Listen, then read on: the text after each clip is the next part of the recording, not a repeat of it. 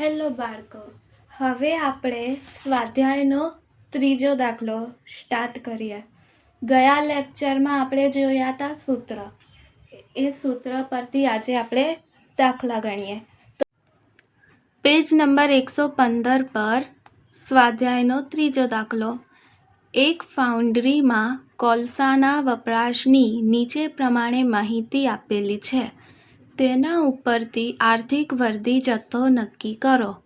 આપણને શોધવાનું છે આર્થિક વર્ધી જથ્થો, અને એમાં આપ્યું છે વર્ષ દરમિયાન વપરાશ 10,000, વહન ખર્ચ 10%, વર્ધી મૂકવા માટેનો ખર્ચ 8 અને કિલો દીઠ કોલસાની કિંમત 40. તો હવે દાખલો ગણીએ.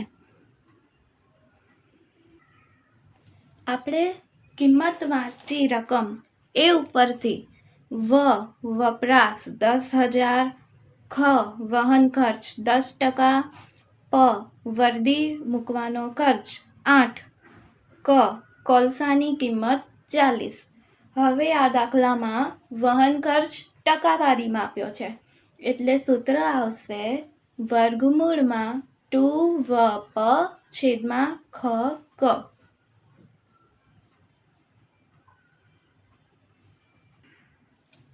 આવી રીતે વર્ગમૂળમાં 2 ગુણ્યા વપરાશ 10,000 ગુણ્યા વર્ધી મૂકવાનો ખર્ચ 8 છેદમાં વહન ખર્ચ 10% ગુણ્યા કોલસાની કિંમત છે 40, જે આપણે લખી છે 0.40માં, કારણ કે તો જ જવાબ આવે ને. કિંમત હોય એ પોઈન્ટમાં લખીશું.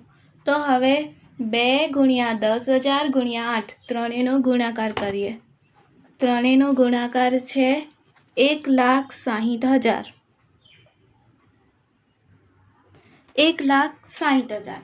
હવે નીચે છે 10% ગુણ્યા 0.40. તો આપણે શું કરીશું? પહેલાં લખીશું 0.40, પછી ગુણ્યા 10%, એટલે આવશે 0.04. 0.04.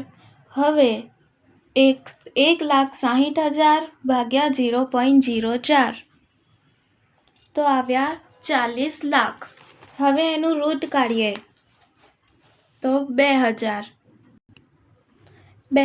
આ છે આપણો સાચો જવાબ. હવે કરીએ સ્વાધ્યાયનો ચોથો દાખલો.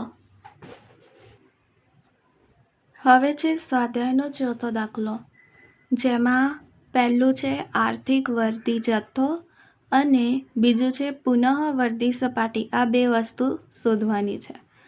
તો એક મશીન માટે રોજ 50 નંગની જરૂર છે.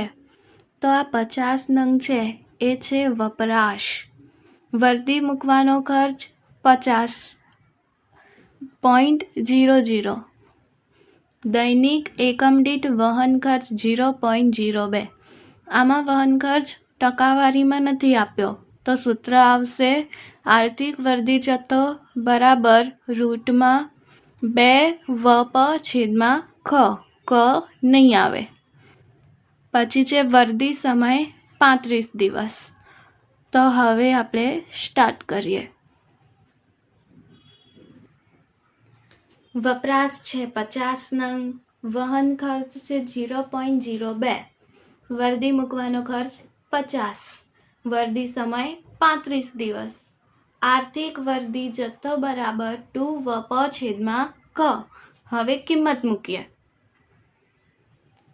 2 વપરાશ છે 50 ગુણ્યા વર્ધી મૂકવાનો ખર્ચ 50 અને 0.02. તો ઉપરના ત્રણનો ગુણાકાર 2 ગુણ્યા 50 ગુણ્યા 50.00. તો આવશે 5,000 છેદમાં 0.02. તો આનું કરીએ તો આવશે 2,50,000. 2,50,000નું રૂટ કાઢીએ તો 500. આ આપણે શોધ્યું આર્થિક વર્ધી જથ્થો. હવે આપણે શોધીએ પુનઃવર્ધી સપાટી. પુનઃવર્ધી સપાટીનું સૂત્ર હતું વધુ સમય ગુણ્યા વધુ વપરાશ.